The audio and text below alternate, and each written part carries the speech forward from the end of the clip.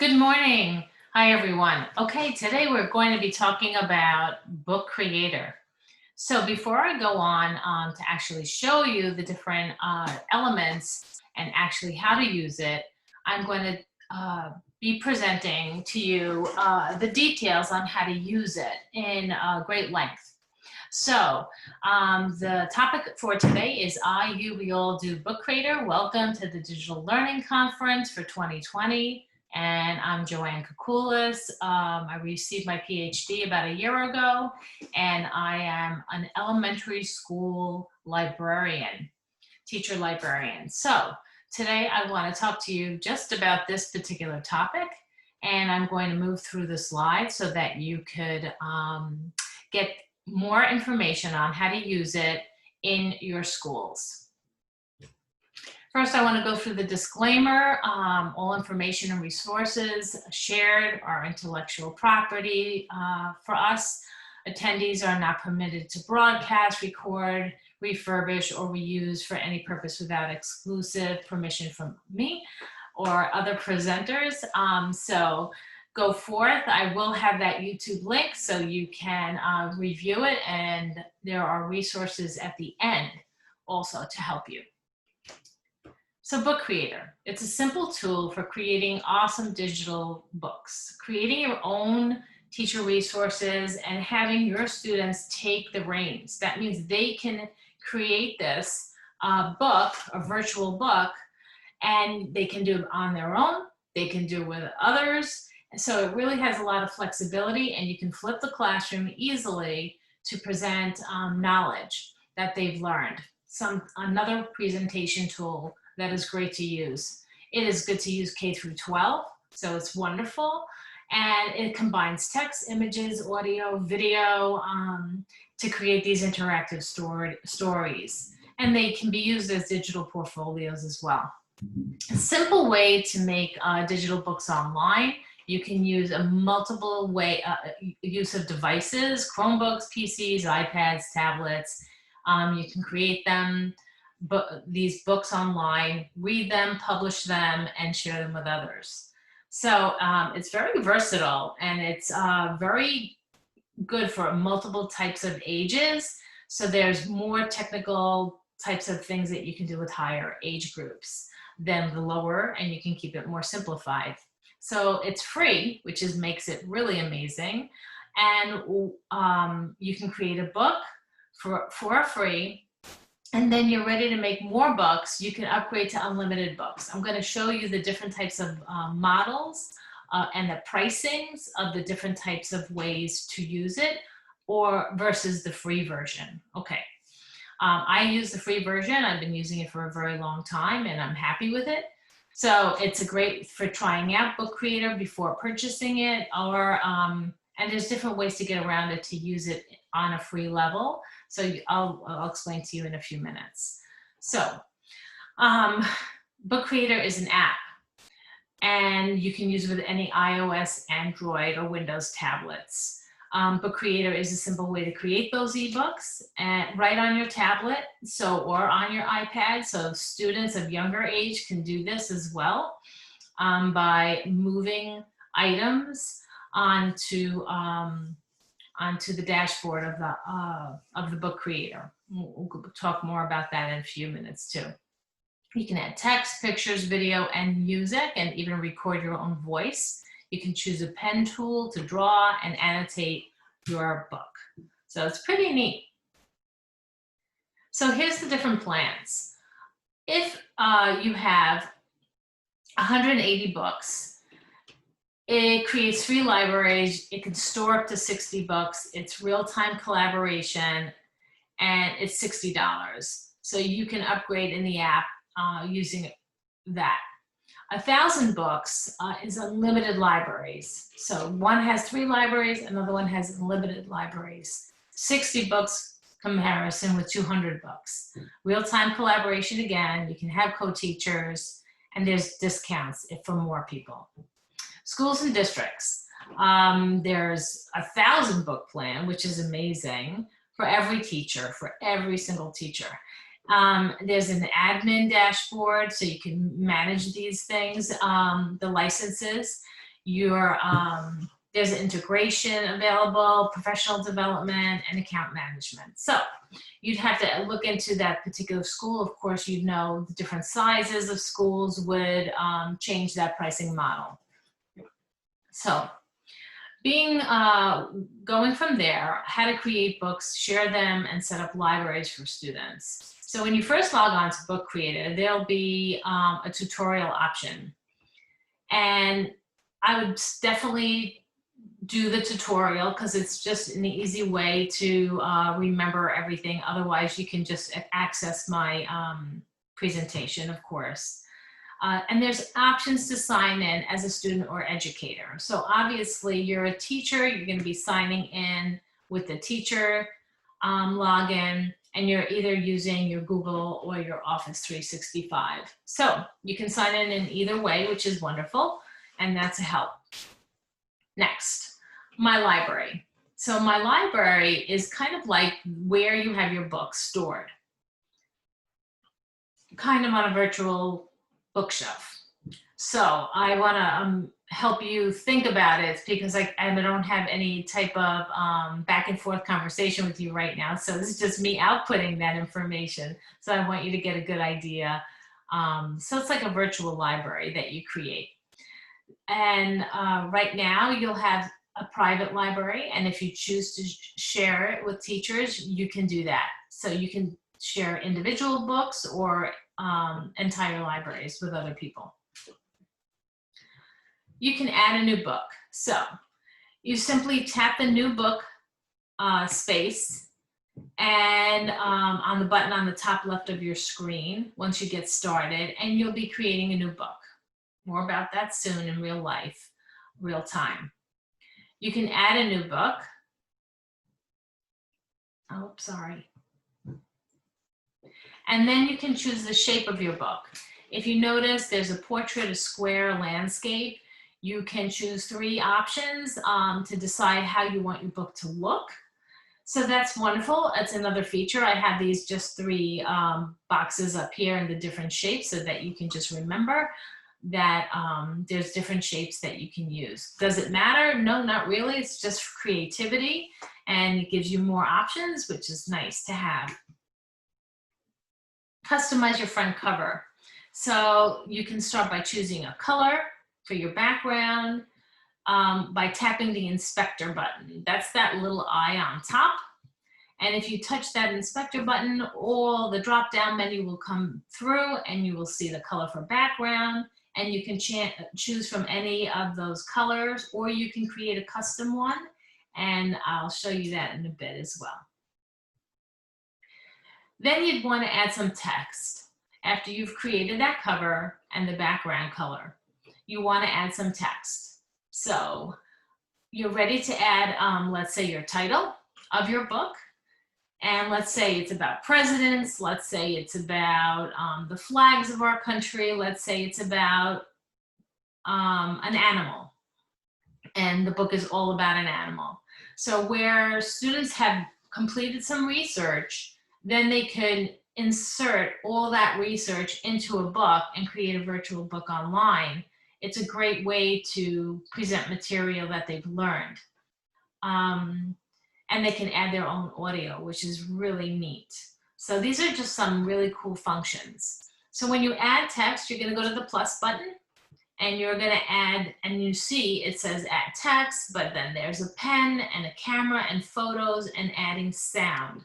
So you can do all of that, but that's adding text from that plus button. Then you can edit the text. Once you're in the text and you're creating it, you can see the different types of fonts that they have. You can create things that are bold. You can change the color.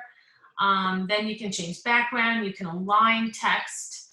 And it really has amazing features, and it makes it very personalized. So again, you'll use that inspector button to get there. After that, you'd want to add some images. So a picture tells 1,000 words, as you know. And when you tap the plus button, you can either choose a camera. So you can take a photo of something, let's say something they created or drew. themselves, so they can take a picture of it, or you can choose from a photo library, just kind of like a Google search, and you can find a picture that you want to insert, and then you can resize it and move it to where you want to locate it for the presentation. So you have a lot of options and to add pictures, images. After that, you want to add a new page. So you'll see a plus sign to the right, and that's how you add your page. I have a little example here of a table of contents. A lot of times, especially school library, I'd like, if it's nonfiction that they're writing about and information that they've learned, I always like them to use a table of contents and then make a glossary if needed, along with your bibliography and so on. So it's a really fun tool, and it's a learning, it's a great learning tool for them to actually do the work themselves to present their information. So adding new pages is the plus sign here on the right, and you keep on hitting the plus sign when you add. Let's say there's multiple children or students on creating one particular book. I would assign page numbers. Up here you'll see there's page numbers, and I could assign numbers to them so that they know what pages that they're working on to create whatever type of book that they are doing at the time. It's very helpful. That way it keeps them on track. They know exactly what page that they're including. This is more so for younger grades. If it's an older grade creating many pages or an entire book on their own, then of course they have their own decisions to make at that point. Then you need to save your book. So under My Books, you're tapping My Books, you add your title, you put your author, and you create your book to share. It automatically gets saved, so that's helpful. And you can always go and delete it later. And by hitting that inspector button, you will see that the title and the author is there, and then you can also change it at a later date, which is nice. You can add videos in Book Creator.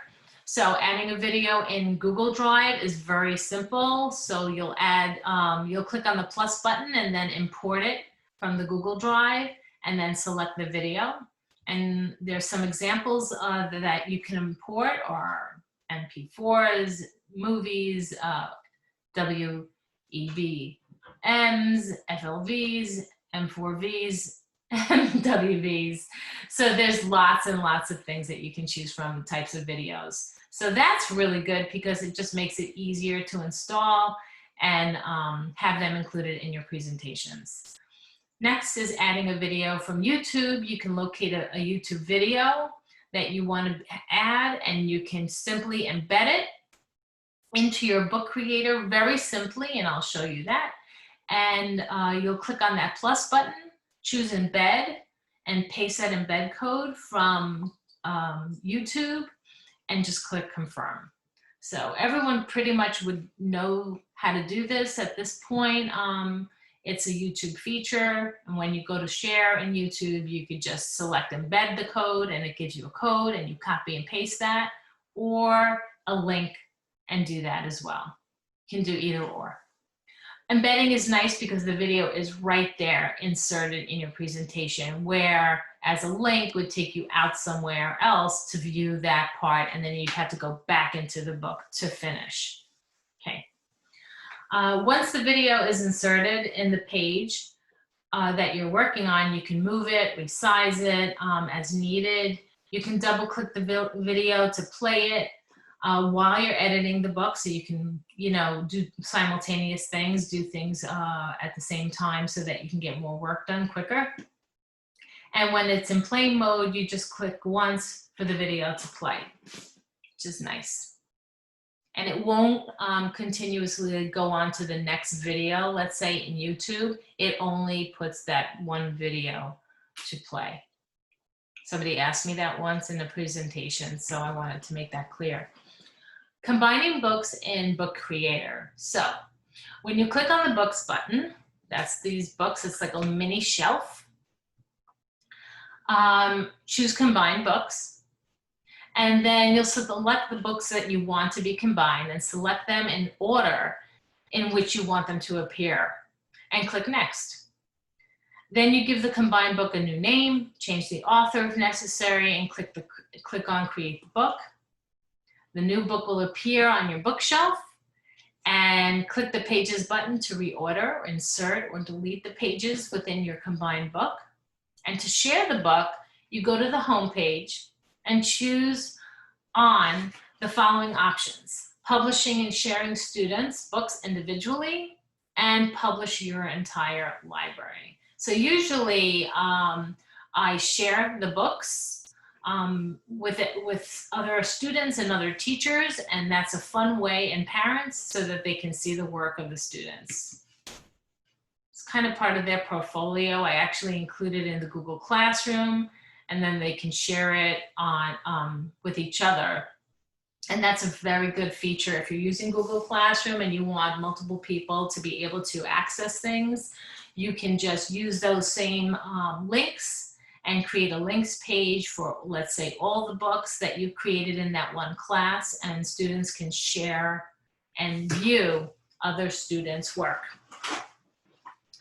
Next, publish and sharing students' books individually, sorry. When you choose a book to publish online, it's usually you'll get a link for a read-only version of your book. So the viewer can turn the pages, play audio and video, and click on all the hyperlinks. So just remember that it's private, and it's searched through Google, and you can choose who you want to share your book with, which is really essential. Usually I don't have the kids put in their last names. It's only a first name, so that it's definitely safer this way.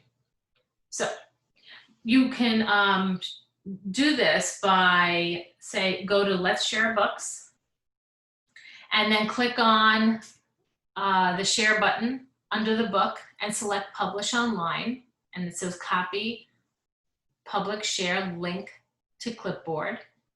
Confirm the book details and publish the book.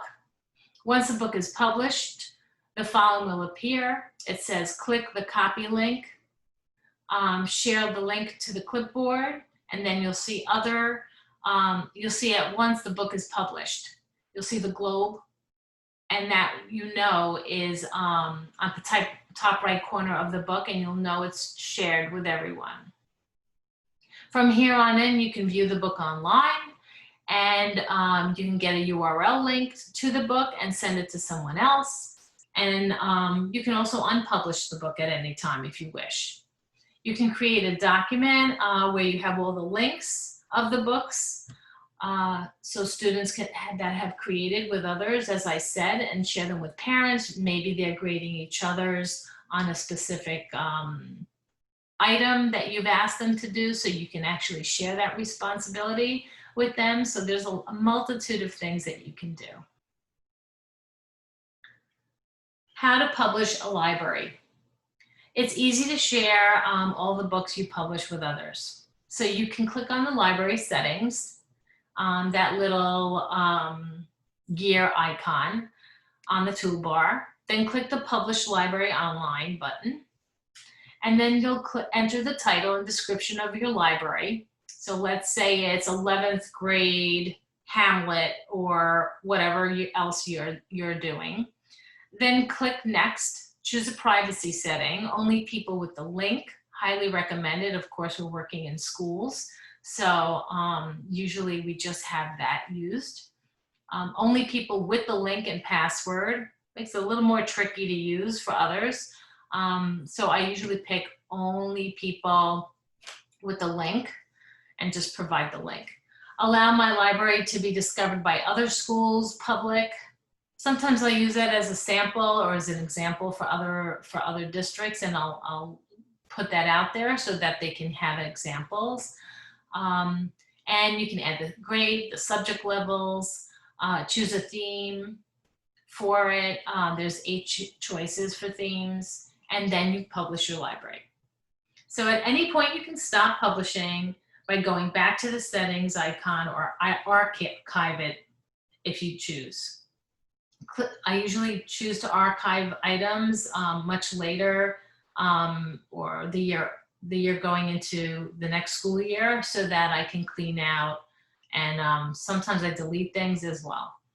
So you can click the View Online button and it will only open in a new tab, and then you can copy the links to share with others. So that gives you a really versatile way of sharing. Notice that you see the little bookshelf, the virtual bookshelf, and you can change the theme background, which is kind of neat, to all these themes. Notice that it says allow Google image search. Students can read book to each other's books. Students can publish their own books online. I don't let them do that. I usually get that link once it's approved, and then I let it be shared with other students in the district. And then it says archive the library. I just want to show you here. It says the library is published online, and that's where you see that little globe. And there's the editing settings and the view online. Okay, if you want to stop publishing, you'll just click on stop publishing at this time, and then it will revert back. Next, student login instructions. So make sure once you logged in, right, created that template of a book that maybe you want them to see or know what you want to have included in the book, then you can have them sign in themselves. So make sure the students are signed in on the student sign in tab. That's on the left-hand side of that. Click sign in. They can either sign in again by Google or Office 365. Then they'll use their username and password to get in. From the teacher library, you click invite code at the top of the library to show the code on the smartboard. Now it's similar to Google Classroom because there's a code, an invitation code to share that classroom if they wish. Same thing applies kind of here. So if you wanted to have an invite code on your smartboard in the classroom or even do it virtually, you can show them the code or give them the code. They'll copy that code inside and they'll add that code and join the library themselves. So there's multiple ways to do it, especially with remote learning. That's why I want to just share that with you, but it's easily done. And students really like to create books in this manner. So it's really, really a highly engaging and positive use to show their knowledge. And you'll see they'll love this. The students can create a book and make a copy of the template that you have created. So if you generated something for, let's say, the younger grades, they could use that and the actual template and make a copy and show them how to do that.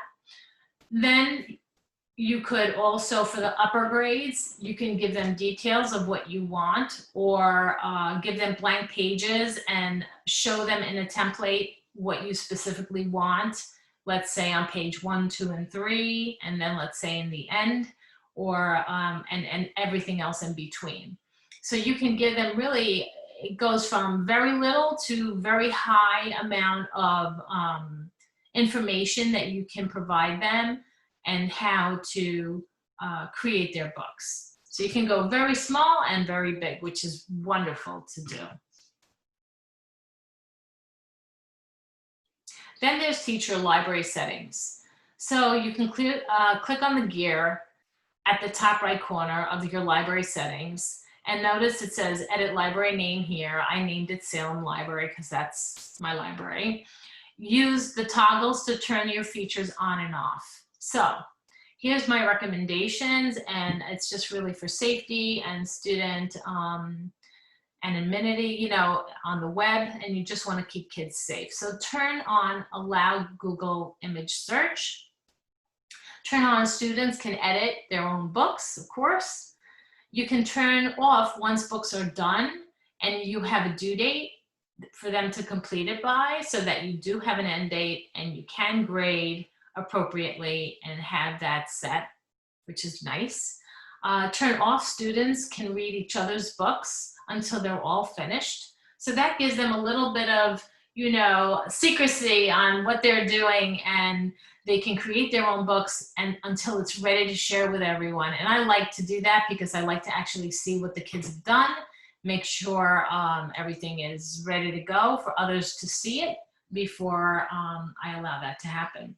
You can turn off, students can publish their books online so that they don't have the ability to make their own books and publish them online.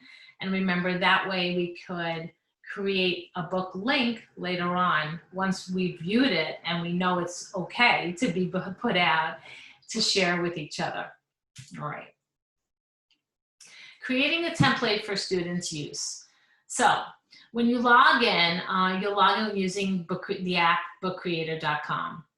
You'll click on the plus button, the new book button, and design your book by adding pages, adding text, etc., using the toolbar, right? The plus sign or the inspector button. Once complete, students can make a copy of your book from the class library. Students will click on that little library sign right here and under your template and click on copy book. So it will ask them what library to select the copy to the book to. Students can rename the book, and that's the first thing I make sure they do. Have them rename their book so that they have their name associated with their book. And I usually have them put by so-and-so, especially for the younger grades. Now students will be able to create their own book with a template you provided them. Highly helpful, especially when you're new at this, very helpful. Here's some Book Creator resources. It's Book Creator for Chrome, Book Creator Help, Book Creator for High School Classroom, examples of books. They give you so many wonderful examples of how you can use Book Creator. I highly recommend you go into these links. Book Creator site, resources for teachers, using Book Creator in elementary classroom, and just using Book Creator in the classroom. So it gives you different types of tips that you can use and Book Creator lessons that you can create. But I know that your minds are probably swirling at this point, thinking about ways you can use it.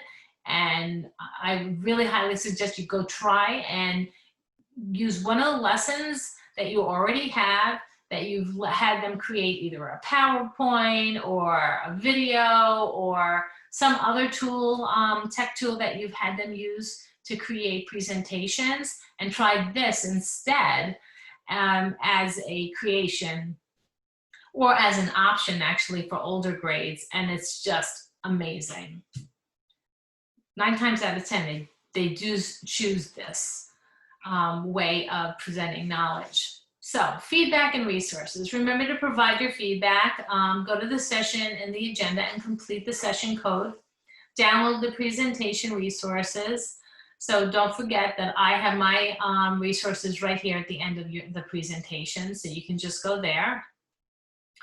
Here it says claim your game code. Visit the discussions tab to the left and continue the conversation. And select the strand of the session and post ideas and questions. And I've given you the game code here of the session. It's 407-325-IU. We all do Book Creator. And you can join me on Twitter as well. And you know what? I'm going to add an extra N there because I made a mistake.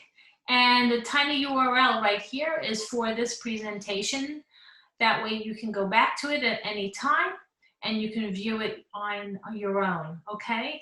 So I hope you enjoyed this. The next part I'm going to show you is Book Creator, specifically going there to the site. So Book Creator is right here. I have several books, okay? And it shows library. It shows sharing capabilities. And then it shows you specific books. So let's say there's an explorer's book and it was written by certain students and you're viewing the book here. This is of a fourth grade class.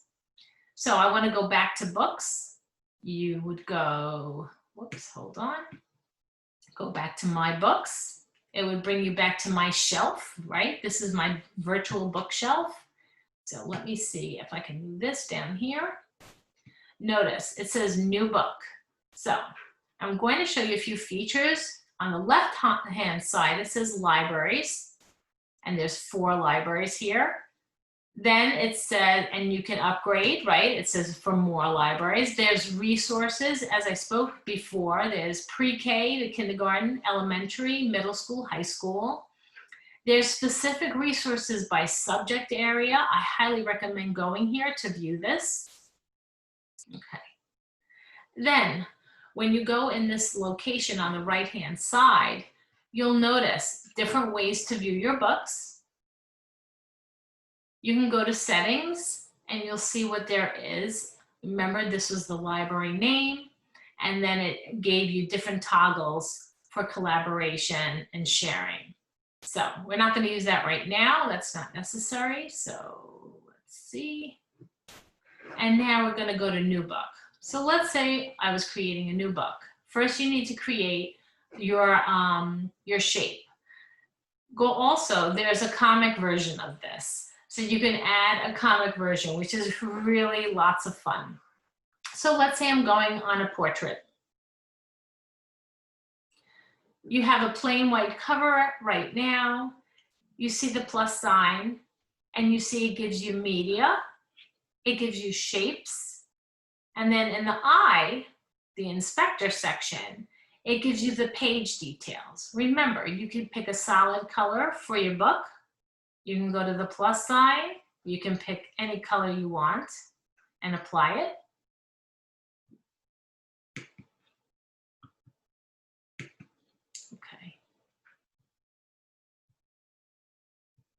Okay, then go back, and let's say you wanted a specific type of cover. Check this out. There's comics, there's paper,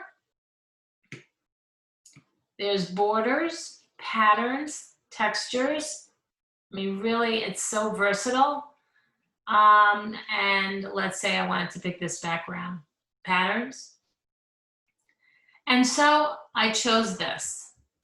I'm just giving you different ideas. All right, I'm going back.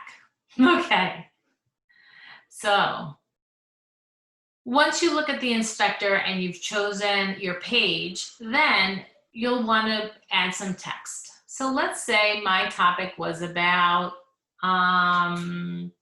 natural disasters. I'm just giving you an example, and I'm going to write by Kim. Okay, done. Now notice it gives me a regular font and it aligned it to the left. While I'm on this text, you can center it, you can use bold, you can change your fonts. Go back, create a shadow if you like. Change the size by dragging, which is kind of neat.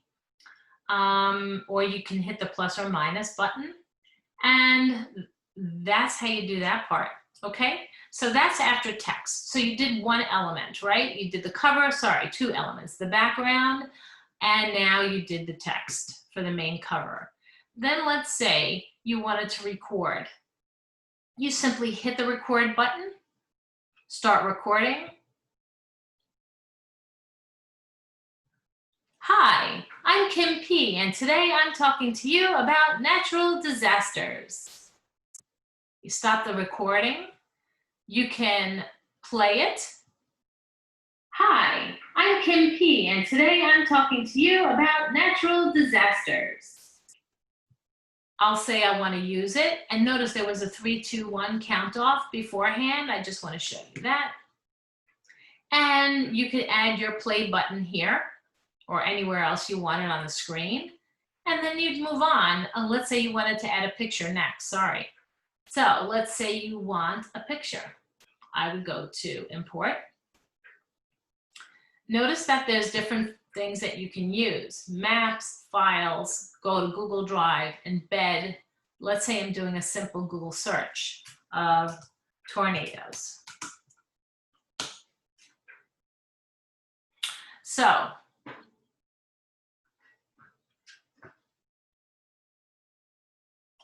I'll find a picture that I think is pretty neat.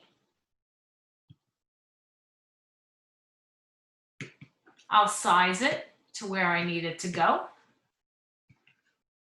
And then I can continue my presentation. This is page 2 and 3.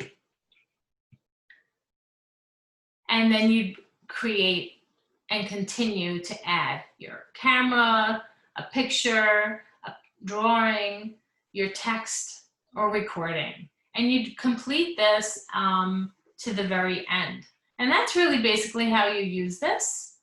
It's lots of fun. There's so many things that you can add, really. And there's shapes that you can add also, call outs. So let's say you can add a call out, reshape it, resize it. Kind of neat, obviously. I right-clicked on my mouse and you can move it to the back. So let's say you wanted to change that and move it to the back. And you can continue on presenting. So I think I've given you enough material to get started. You can always go back to my presentation and review all the different types of elements and how-tos. Definitely use the resources that you have. You can always undo something. Of course, it's on here, it's on the top left corner. I didn't show you that. And I hope you enjoyed this presentation, okay? Have a great day and hope we get back to real life presentations and stay well. Thank you.